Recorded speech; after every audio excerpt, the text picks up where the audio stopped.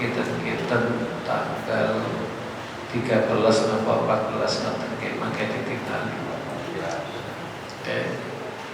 Jadi nisfun itu artinya separuh. Sya'ban itu di bulan Sya'ban, separuhnya bulan Sya'ban. Ini bulan Sya'ban 30, separuhnya berarti 15. Dan Sya'bannya 29, separuhnya 14 setengah. Masa 14 setengah ada 14. Atas 14 malam 15. Seperti yang sering kita munajat kepada Allah melalui doa, Allahumma barik lana fi Rajab wa Sya'ban wa balighna Ramadan. Itu doa kita, minta kepada Allah supados bulan Rajab, bulan Sya'ban diberkahi oleh Allah. Mana diberkahi itu ya kondisi keadaan kita, kehidupan kita, terutama dalam kaitannya dengan ibadah kepada Allah, semakin berkah, semakin baik, sampai nanti menuju wabalighna Ramadan, menuju datangnya masuknya bulan Ramadan. Maka Allah Subhanahu wa ta'ala memberikan pelatihan, memberikan pembelajaran melalui pembiasaan amal soleh, amal ibadah di 2 bulan sebelum masuk bulan Ramadan. Maka ketika kita berada di bulan Rajab 30 hari, kemudian di bulan Sya'ban anggap saja 1 bulan, masing-masing 1 bulan itu kalau digabung 2 bulan kurang lebih 59 atau 60 hari. Maka di 60 hari itulah kita diberikan kesempatan oleh Allah untuk melakukan pendidikan, pembelajaran, pembiasaan amal soleh, ibadah kepada Allah, sehingga memasuki bulan Ramadan pembiasaan kita, kebiasaan kita di bulan Rajab, bulan Sya'ban tinggal melanjutkan saja. Begitu mulianya bulan Ramadan, di bulan sebelumnya Allah sudah memancing kita. Bulan Rajab itu bulan pancingan, proses awal. Bulan Sya'ban yang kita jalani ini juga bulan pancingan, proses yang akan kita jalani menuju bulan yang paling mulia, yaitu bulan Ramadan. Lalu dari sekian banyak amal soleh, amal ibadah kita kepada Allah Subhanahu wa ta'ala, yang mana yang harus kita perhatikan? Ya sesuai dengan mulianya bulan Rajab, bulan Sya'ban menuju bulan Ramadan, maka yang harus kita evaluasi adalah ibadah sholat kita. Di samping ibadah yang lain, tapi yang paling utama itu sholat. Salah satu yang menyebabkan mengapa Allah memuliakan bulan Rajab, karena di bulan Rajab itu Rasulullah dimi'rajkan oleh Allah,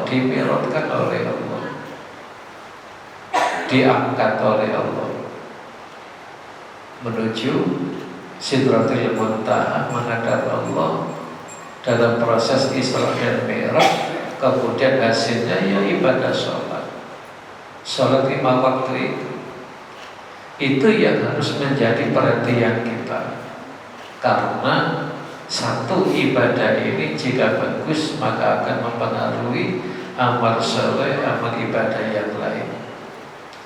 Maka satu aspek saja yang harus kita perhatikan. Bukan berarti aspek yang lain kita abaikan, enggak. Kita perhatikan, cuma khusus ibadah sholat ini harus mendapatkan perhatian utama. Nah, sholat itu sendiri macam-macam tingkatannya, kualitasnya beda-beda. Nek joro barang jenengan tahu istilah kami satu, nopo kami satu niku. Ada kami satu, kami dua kita tahu. Oke, ini kami satu niku kualitasnya apa saja? Kami satu. Ini kami dua, tengah-tengah gitu. Ini kami tiga. Sebagainya udah bagus kan tahu. Ternyata sholat itu ya seperti itu. Ada sholat KW1, ada sholat KW2, ada sholat KW3 dan seterusnya. Maka kita ini diperintahkan oleh Allah untuk mengejar, untuk meraih ibadah sholat KW1. Satu hari Rasulullah SAW memberikan nasihat kepada sahabat beliau namanya Mu'ad bin Jabal. Wahai Mu'ad, jangan lupa setelah sholat kamu mohon pertolongan kepada Allah, minta pertolongan kepada Allah. Biasa oke. Nek jaluk tulung iku sing diminta itu satu bisa menolong, yang kedua yang diminta itu rata-rata barang sing angel, barang sing sulit. Jenengan nanti minta tolong orang barang sing gampang, nanti jarang, ndak ada. Wong iso dikerjakan dhewe kok mau njaluk tulung wong. Biasanya kita minta tolong orang itu karena urusan ini sulit, berat, angel. Tulungan pokok aku minta tolong sampean, saya minta tolong kepada kamu. Karena apa? Ini masalah ini sulit, berat, makanya saya minta tolong. Ini enteng, gampang, gak mungkin kita minta tolong, minta bantuan orang lain. Wahai Mu'ad, mintalah pertolongan kepada Allah selesai mengerjakan sholat.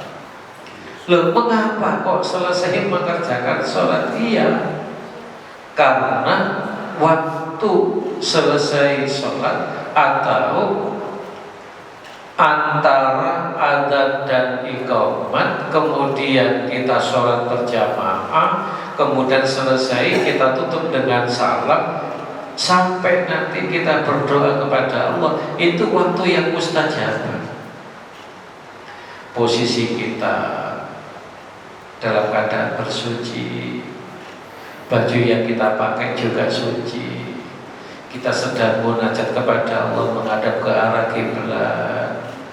Jadi posisi kita itu posisi sedang zikir, munajat kepada Allah. Maka di situ waktu yang baik itu pesan Rasulullah, mintalah pertolongan kepada Allah wahai Mu'ad selesai kamu mengerjakan sholat. Artinya doa ini untuk kita semua dan kita sudah hafal. Allahumma a'inni ala dzikrika wa syukrika wa husni ibadatik. Iku lak ketoke enteng to. Wong zikir kepada Allah kok kate njaluk pertolongan kepada Allah, ketoke enteng. Tapi kalau zikir sampai membentuk sikap mental kepribadian itu udah gampang, sulit, makanya butuh pertolongan dari Allah. Masa kali zikir ngamuan, mari melu istighosa kerasane, iku nek di istighosa kan terkadang itu. Bapak-bapak biasa sing rajin ibu-ibu kata apa? Kata apa? Lalu syukrika, bersyukur kepadamu, tidak gampang. menjadi hamba Allah yang pandai bersyukur, selalu berucap alhamdulillah, itu berat, angel, mulane butuh pertolongan Allah. Dan yang ketiga ini mu'ad, minta pertolongan kepada Allah untuk bisa wa husni ibadati, ibadah yang terbaik kepada Allah, ibadah KW 1, terutama ibadah sholat. Oh, itu butuh perjuangan.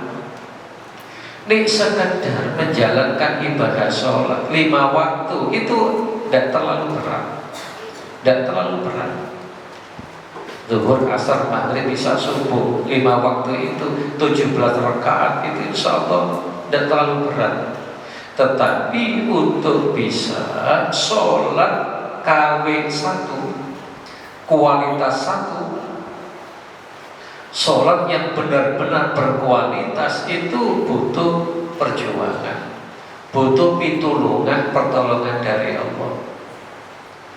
Apa indikator sholat yang termasuk KW 1? Sholat yang benar-benar memenuhi unsur wa husni ibadati, ibadah yang terbaik, ibadah sholat yang terbaik, ya standar dari Rasulullah berdasarkan hadis beliau.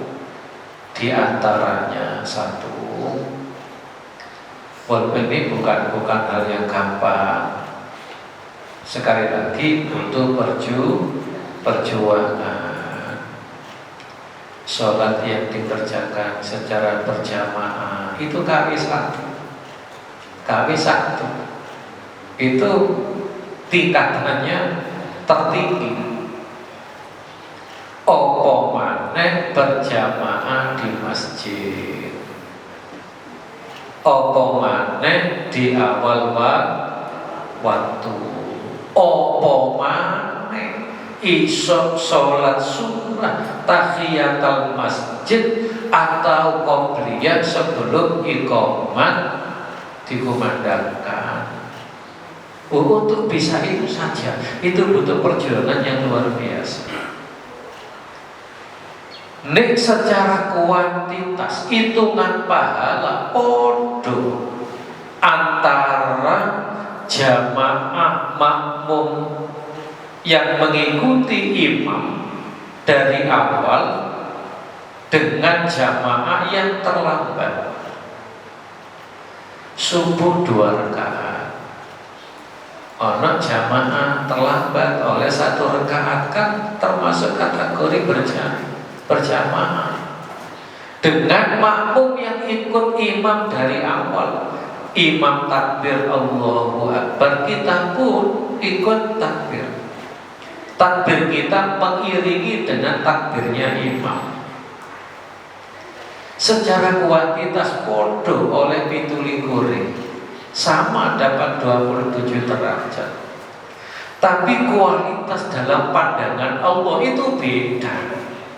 Itu beda. Loh, jangankan itu, antara makmum podo-podo ikut sholat berjamaah dari awal, podo bareng imam takbir Allahu Akbar, 2 makmum iki yang sama ikut takbir Allahu Akbar. Iku lho kualitasnya dalam pandangan Allah itu beda. Dari mana bedanya? Sing siji iku mau omahe sodo ado teko masjid mlaku dhisik. Lah sing siji omahe ngarepe masjid. Iku beda. Makanya wanaqlul akadami ilal jamaah, melangkahkan kaki menuju masjid untuk sholat berjamaah itu pahalanya lebih besar daripada orang yang berjalan menuju masjid, jarak antara rumah dengan masjid itu dekat. Jangan gimana ini ngono tak gale masih ngatur teko masjid, jangan. Maksud saya begini, sing omahe ado teko masjid tak iso teko lebih awal, apa maneh sing cedek masjid mestinya lebih malah keri. Nah, umumnya ndak karena kerungu sing ada, sing durung kok kuat, sing oleh sarakat itu kan. Jadi berbeda. Termasuk beda antara orang yang sholat berjamaah di antara mereka setelah salam kemudian tanpa menyempurnakan sholatnya dengan zikir, dengan doa kepada Allah, dengan orang yang sholat salam langsung pulang. Secara lahiriah ya beda. Sekalipun orang ini keburu pulang, setelah salam langsung pulang, ada hajat yang lebih penting, itu wallahu a'lam, Allah yang lebih tahu, yang maha tahu. Tetapi pesan Rasulullah itu, fa'idha faragta fansab wa ila rabbika farghab. Pesan surat Al-Insyirah itu, setelah kamu selesai sholat salam, sempurnakan dengan zikrullah, tutup ibadah sholatmu dengan doa. Itu satu rangkaian yang tidak bisa dipisahkan. Ingin sholat kita KW1 memenuhi unsur wa husni ibadatin, ibadah yang terbaik itu diawali dari proses menuju masjid untuk sholat berjamaah. Al-masyi ilal masjidi fidulami, orang yang berjalan kaki menuju masjid untuk sholat berjamaah di saat udara dingin, di saat kondisi gelap, orang seperti itu besok di alam akhirat mendapatkan naungan di saat tidak ada naungan kecuali naungan Allah Subhanahu wa ta'ala. Lalu datang sampai masjid, waktunya kadip pasno, kadip pres, tapi datang dia ingin menangi bisa untuk sholat sunnah sebagai pengantar menuju sholat fardu ditunaikan. Itu maknanya intidor sholat ba'da sholat. Itu sholat KW1.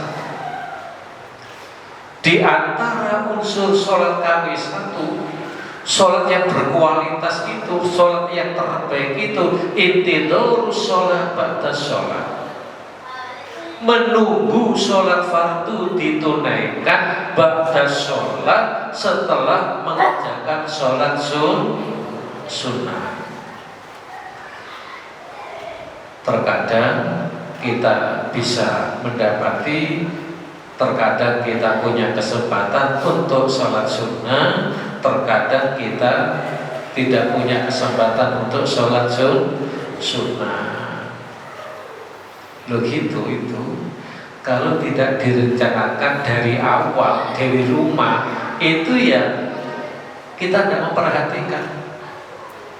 Kalau sejak dari rumah wis direncanakan, aku kok kepingin isok sholat sunnah qobliyah subuh, nek wis direncanakan seperti itu, otomatis kan sudah merencanakan aku kok harus bangun jam berapa, proses bersuci di kamar mandi berapa menit, jalan menuju masjid berapa menit, diperkirakan nyampe di masjid masih ada jeda waktu mungkin 4 menit, mungkin 5 menit digunakan untuk sholat sunnah, bisa tahiyatul masjid, bisa qobliyah subuh. Lah nek waktunya tinggal 3 menit, nek 2 sholat sunnah itu dikerjakan dan nutut, jenengan pilih yang paling utama, wis gak usah tahiyatul masjid. Jenengan mengutamakan qobliyah subuh nanti ganjaran sholat tahiyatul masjid dirangkep dalam sholat qabliyah subuh. Jadi merencanakannya itu sejak dari rumah. Biasanya sing duwe perencanaan seperti itu imam. Soalnya imam duwe tanggung jawab iki jadwal ngimami. Ngene ku duwe. Mulane tamine dipercepat. Nek makmum itu mau gak duwe tanggungan ngimami. Sedok logan. Gitu. Telat-telat itu ya gak apa-apa gak ngimami. Tapi ini ono makmum kok punya perencanaan podo karo perencanaan imam, ganjarnya tambah gede. Nah ini imam merencanakan bangun lebih awal, berangkat lebih awal, ya pantas. Pancene dhewe duwe tugas ngimami. Iki gak makmum gak duwe tugas ngimami, tapi kok berangkat lebih awal, berarti derajate apike dhukure imam. Padha karo wong sugih loman iku apik. Wong miskin loman tambah apik. Allah senang dengan orang miskin yang sabar. Allah lebih senang pada orang yang kaya dan sabar. Jadi itu namanya tingkatan dalam kebaikan, kualitas di dalam ibadah kepada Allah Subhanahu wa Ta'ala. Kita belajar berjuang mulai dari bulan Rajab, bulan Sya'ban menuju bulan Ramadan, bagaimana kualitas ibadah kita ini meningkat, terutama ibadah sholat kita. Jadi kita sempurnakan ibadah sholat kita. Kemudian kita nata sedemikian rupa dari sisi pelaksana ibadah sholat itu sendiri. Hati ditonton, berusaha untuk memenuhi syarat rukun. Karena salah satu unsur yang tidak kalah pentingnya di dalam ibadah sholat itu adalah hudurul qalbi ilallah, menghadirkan hati di hadapan Allah Subhanahu wa Ta'ala. Jadi ini Bapak Ibu jamaah rahimakumullah, bulan Rajab, bulan Sya'ban, 2 bulan sebagai pengantar untuk menata persiapan ibadah kita, amal soleh kita kepada Allah menuju mulainya bulan suci Ramadan. Kita ini tidak sekedar melaksanakan kewajiban, tetapi kita berusaha menjadikan kewajiban itu sebagai kebutuhan. Rasulullah itu diantara yang dicintai oleh beliau itu waju'ailat fis sholati qurratu aini. Saya senang menjadikan sholat saya ini sesuatu yang qurratu aini, yang menyenangkan, mendamaikan, menenangkan hati saya. Itu Rasulullah. Maka wajar kalau Rasulullah itu kalau sholat itu lama, kalau berzikir juga lama. Karena apa? Karena merasa sholat itu menjadi hal yang menyenangkan, tidak menjadi beban. Kita pun bisa belajar, berjuang, berusaha, merasa butuh dengan ibadah sholat, lalu kita ingin mengerjakan sholat sebaik mungkin. Wa husni ibadatik, ibadah yang terbaik dengan mohon pertolongan dari Allah Subhanahu wa Ta'ala. Mudah-mudahan sedikit ini bermanfaat. Sampun nggih.